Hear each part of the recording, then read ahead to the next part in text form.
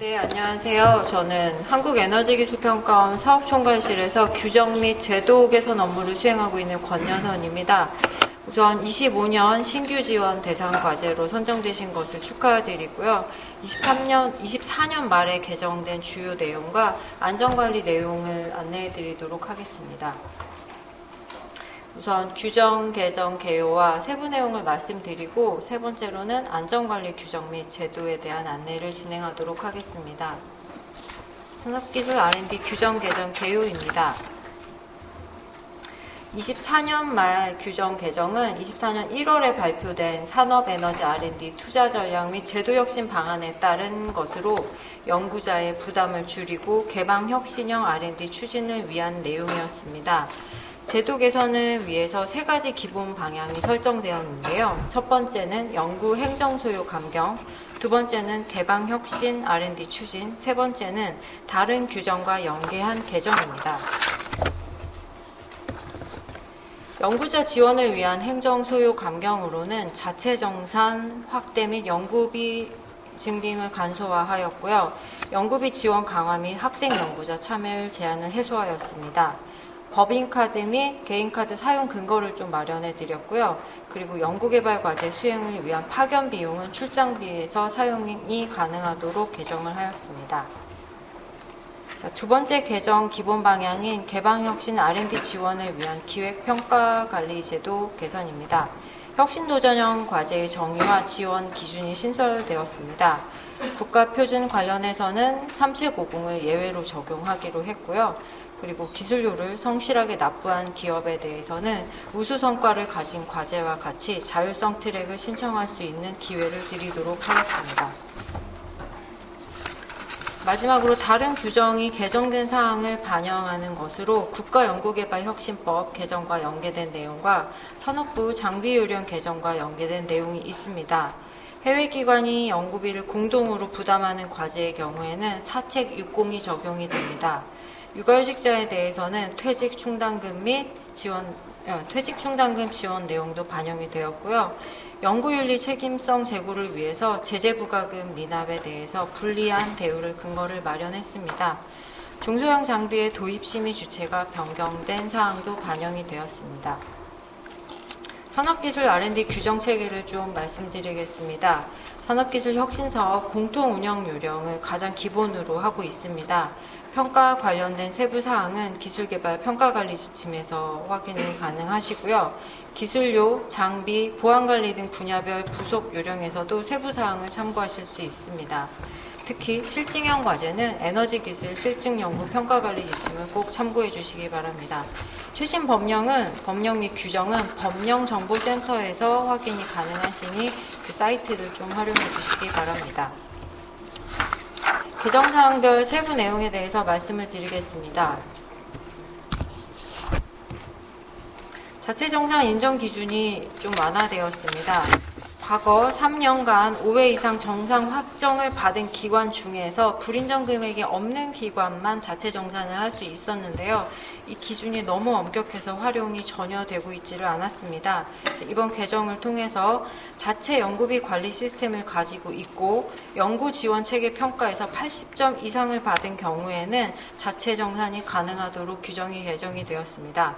자체 정산을 실시한 기관에 대해서는 샘플 정산을 실시할 예정이고요. 부정이 적발되면 최대 3년간 회계법인의 정산을 받도록 할 예정입니다. 연구비 증빙도 간소화했습니다. 대학에서 사용하는 재료비는 연간 1,000만 원 한도 내에서 한 건당 100만 원 이하일 경우에는 증빙 자료를 제출하지 않으셔도 됩니다. 국내업이, 회의비, 야근 식대에 대해서도 직접비의 10% 한도 내에서 사용하시면 증빙 자료를 면제할 예정입니다. 회의비 중 식비에 대해서는 RCMS에 등록한 경우 사전 결제를 받은 것으로 인정을 합니다. 회의비 중 식비 사전 결제 인정에 대해서는 모든 연구개발 과제, 연구개발 기관에 적용이 되니 참고해 주시고요. 연구 행정서식의 간소화도 있었습니다.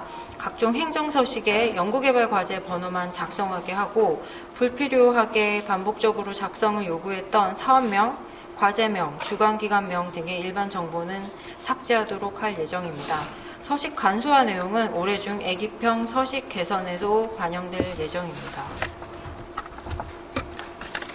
다음으로 법인카드 및 개인카드 사용에 대한 예외 조건도 확대가 되었는데요. 기존에는 연구개발비 카드를 발급받기 전에 사용한 경우에 대해서만 인정을 해드렸습니다.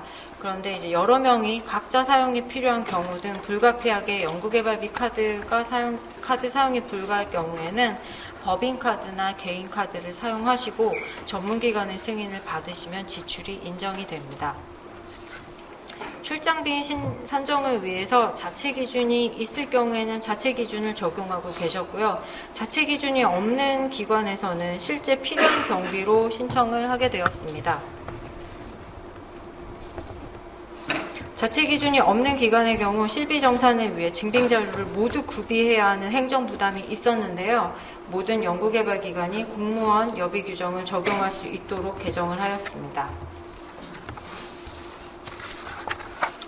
대학의 경우 학생 연구자의 참여율 변경이 자주 있어서 인건비 계상률 관리에 어려움이 있고 학생 인건비 통합관리기관은 관리가 불필요하기 때문에 학생 연구자에 대해서는 최소 인건비 계상률을 적용하지 않기로 하였습니다.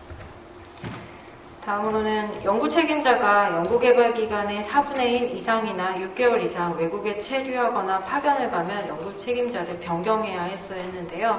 안식년과 같이 외국에 체류하더라도 연구개발 수행이 가능할 경우에는 전문기관의 승인을 받아서 연구 책임자 지위를 유지할 수 있게 되었습니다. 다만 이 사항은 전문기관의 검토를 받아서 승인을 받아야 하는 사항이므로 무조건 다 받아지지 않을 수도 있음을 말씀드립니다. 다음 8번째는 파견 비용 관련입니다. 파견 연구자의 급여와 파견 비용은 간접비로 계상하게 하였는데요. 최근 국제공동연구 활성화로 인력 교류가 증대가 된 상황에서 간접비로 이 비용을 충당하기에는 한계가 있었습니다. 그래서 출장비에서 직접비 중 출장비에서 연구개발 과제 수행을 위한 파견 정보 비용을 사용할 수 있도록 개정이 되었습니다. 연구자 지원에 대한 마지막 내용으로 연구비 집행기간 제한 완화에 대한 내용입니다. 연구개발비는 원래 연구개발 기간 내에 집행을 해야 함이 원칙입니다. 장비 및 소프트웨어는 각 단계 종료 2개월 전까지 설치가 완료가 되어야 하고요.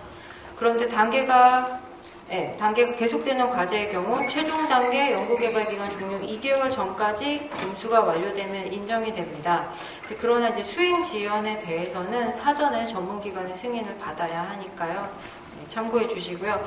연구개발 기간 이후에 사용한 제출용 시험 분석 비용이라던가 특허 출원 비용, 논문 게재료에 대해서도 인정을 해드립니다. 학회, 세미나 참가비라던가 여러 단계에 걸쳐 구축하는 연구시설 장비의 성금, 중도금의 경우에는 사전 집행도 허용을 해드립니다. 24년 1월에 발표된 산업에너지 R&D 투자 전략 및 제도 혁신 방안에서 프로그램형 사업의 10% 이상을 산업 난제 해결을 위한 혁신도전형 R&D에 지원하기로 하였습니다. 이에 따라 우리 규정에 혁신도전형 R&D 정의가 추가되었는데요. 에너지기술개발 사업의 경우에는 2025년 신규 공고 시에 해당 기준이 적용된 과제가 공고가 되었습니다. 선정된 혁신도전형 과제는 몇 가지 특례를 지원받게 됩니다. 정부 지원금을 원천기술형 과제 기준으로 할 수 있고요. 평가단 운영 기준을 별도로 정할 수도 있습니다. 최종평가에서는 등급을 매기지 않고 발표 형식으로 대체할 수도 있는데요. 해당 절차에 대해서는 향후에 수립해 나갈 예정입니다. 개발혁신에 부합하는 기획제도 개선 사항입니다. 민간 주도로 기획을 하는 경우 그리고 품목지정형 과제에 대해서는 기획 절차를 간소화하기 위해서 필요한 경우에만 기술적, 경제적 타당성을 선택적으로 할 수 있도록 개정이 진행이 되었습니다.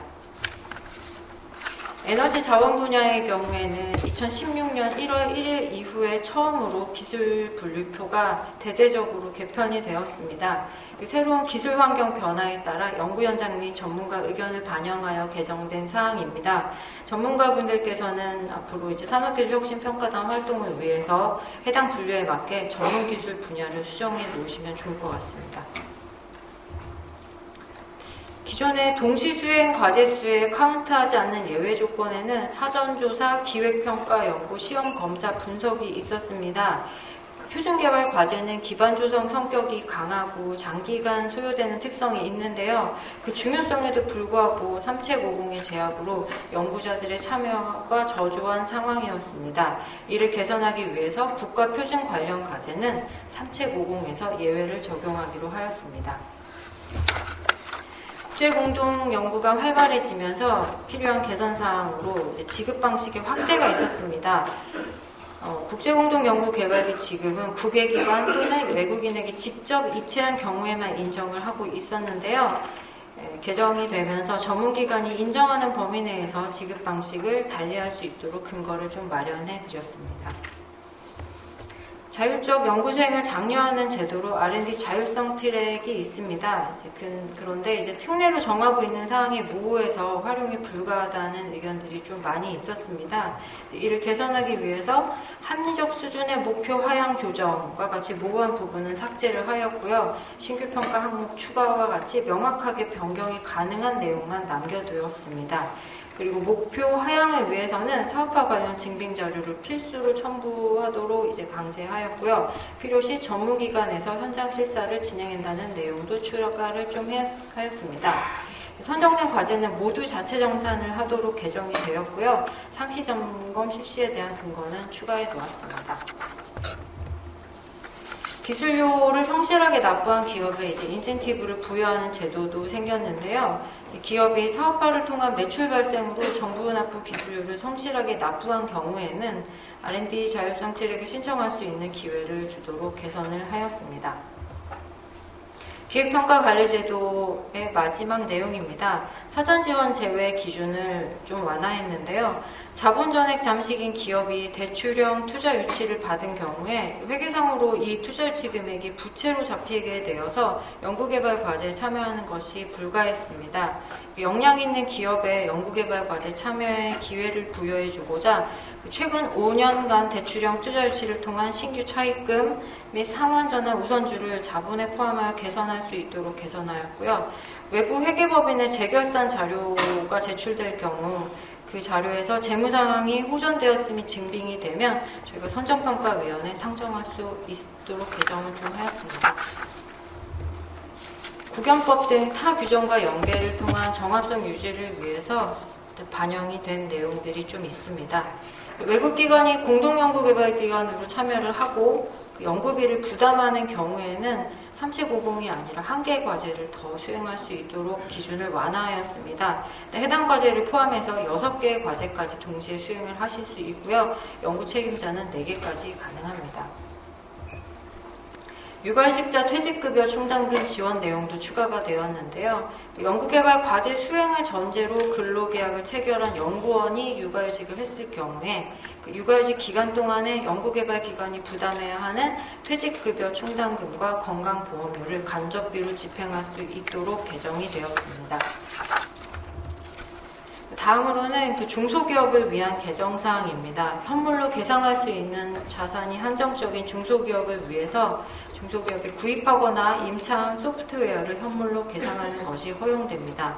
다만 윈도우, 오피스, 한글 등 범용성 소프트웨어와 자체적으로 개발한 소프트웨어는 현물로 계상하시면 안 됩니다. 다음으로는 국영법 등 제재부과금 등 미납 시 불리한 대우를 하기 위한 근거를 마련한 것인데요. 선정평가 시에 감점을 적용하게 됩니다. 해당 규정은 성실하게 제재부과금이나 환수금을 납부한 기관과의 형평성 등이 고려된 사항인데요. 이번 신규 공고 과제부터 적용이 되었습니다.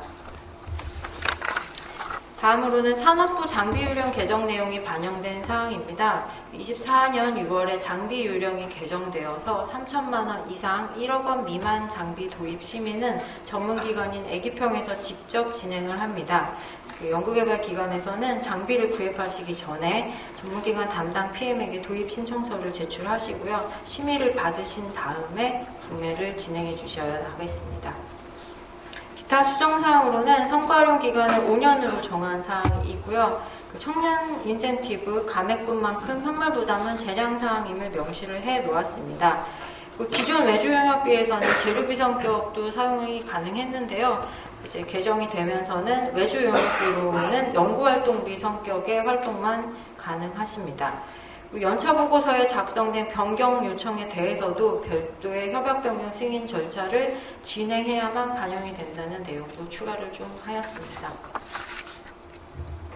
마지막으로 안전관리 규정 및 제도에 대한 안내를 좀 드리도록 하겠습니다. 연구개발 과제를 수행함에 있어서 안전사고 예방이 필수입니다. 우리 규정에서 정하고 있는 안전관리에 대한 내용과 제도를 좀 말씀드리도록 하겠습니다. 우선 연구개발기관과 연구책임자의 역할입니다. 협약을 체결한 주관 연구개발기관, 공동연구개발기관은 과제와 관련하여 전반적인 안전관리 의무를 가지게 됩니다. 연구개발기관은 연구시설, 장비의 안전관리를 실시하여야 하고요. 연구책임자는 안전사고가 발생하면 바로 사후조치를 진행하시고 안전사고의 내용, 발생 원인, 사후조치 및 경과에 대해서 전문기관에 보고를 해주셔야 합니다. 수소를 취급하는 과제의 경우에는 안전관리 전문기관으로부터 정기적인 점검을 받아야 합니다. 해당 내용은 협약 후에 담당 부서에서 안내가 진행될 예정이니 참고해 주시고요. 모든 연구개발 과제는 연구개발계획서 작성 시에 안전조치 이행계획을 제출하셨습니다. 연차 보고서 작성 시에 이 이행계획에 대한 이행 현황을 보고해 주셔야 합니다. 연차 보고서, 단계 보고서, 최종 보고서의 작성을 위한 목차가 있으니 참고해 주시고요. 안전관리형 과제는 연구개발 과제 단위의 안전관리 방안을 제출하셨을 텐데요. 연차 보고서에도 과제 단위의 이행 현황을 작성하여 보고해 주셔야 되겠습니다. 실증 설비를 구축하거나 운영하는 모든 연구개발 기관은 위험성 평가를 실시하셔야 함을 알려드립니다. 위험성 평가를 최초로 실시하는 기관은 반드시 산업안전보건 전문가 또는 전문기관의 컨설팅을 받으셔야 합니다. 규정에 나와 있는 사항이고요. 이에 소요되는 비용은 연구개발비로 편성이 가능하니 아직 편성해 두지 않은 기관에서는 편성하셔서 반드시 진행을 해주시기 바랍니다. 실증형 과제는 성과형 기관에도 정기적으로 위험성 평가를 실시해야 하고요. 안전관리형 과제의 경우에는 성과형 기관에도 안전 책임자를 지정하시고 성과형 보고 시 제출 시 안전조치 이행 결과도 보고해 주셔야 하겠습니다. 연구개발 기관은 과제 수행과 더불어 안전사고 예방의 의무도 가지고 있습니다. 조금이나마 도움을 드리고자 산업안전보건공단의 전문가를 모셔서 참고하실 수 있는 위험성 평가 컨설팅 지원 제도와 공동안전관리자 지원 사업에 대한 설명을 진행할 예정입니다. 해당 제도에 대한 안내를 참고하셔서 연구수행과 더불어 안전사고 예방에 최선을 다해 주시기를 부탁드립니다. 감사합니다.